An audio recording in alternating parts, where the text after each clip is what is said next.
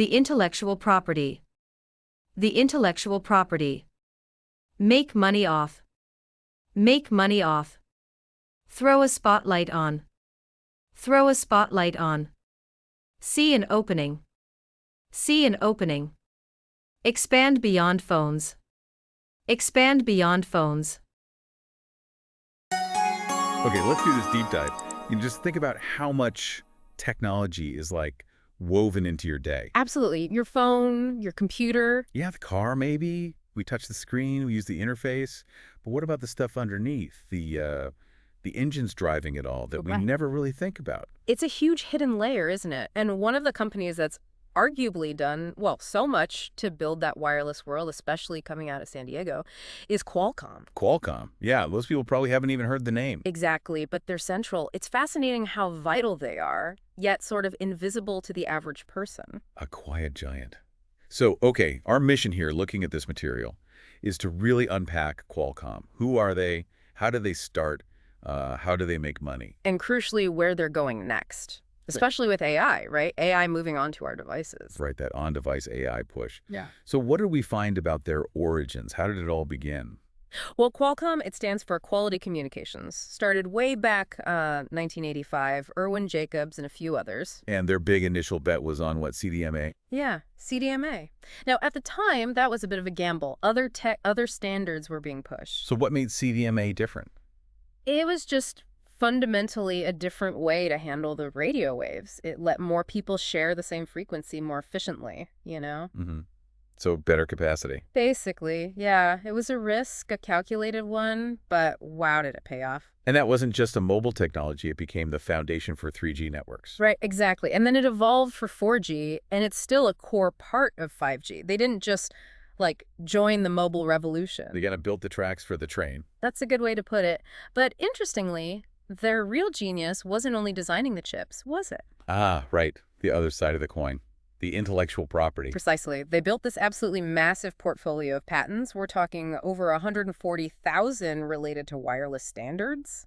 Essential stuff. So the strategy was license it out. You got it. Position themselves as, well, kind of the gatekeeper. You want to build a mobile device using these core technologies, you need a license from Qualcomm. Even if you weren't using their Snapdragon chips. Even then, that was the key. It brought in enormous revenue, this licensing model, but it also stirred up some major fights. Yeah, I remember reading about that. Late 2010s, right? Big legal battles. Huge ones. Regulators like the FTC, Apple, basically arguing the fees are too high, maybe unfair, especially paying royalties even without using Qualcomm silicon. But Qualcomm largely won those cases in court, didn't they? They did, yeah. But it really threw a spotlight on how much the entire industry depended on their IP, their core tech. Okay, so for years, they were known for designing chips, right? Mm. The phabless model.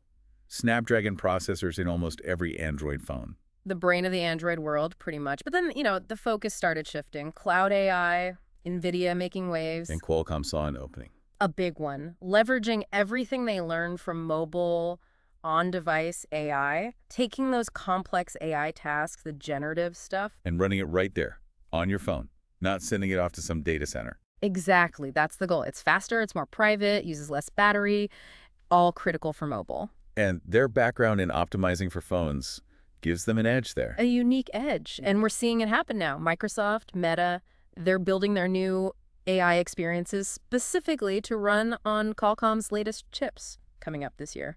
That's a pretty significant shift, especially when you consider challenges like Apple making its own modems, maybe a smartphone slowdown. Right. They needed to diversify beyond just phones. And they have been. Where else do they make a move?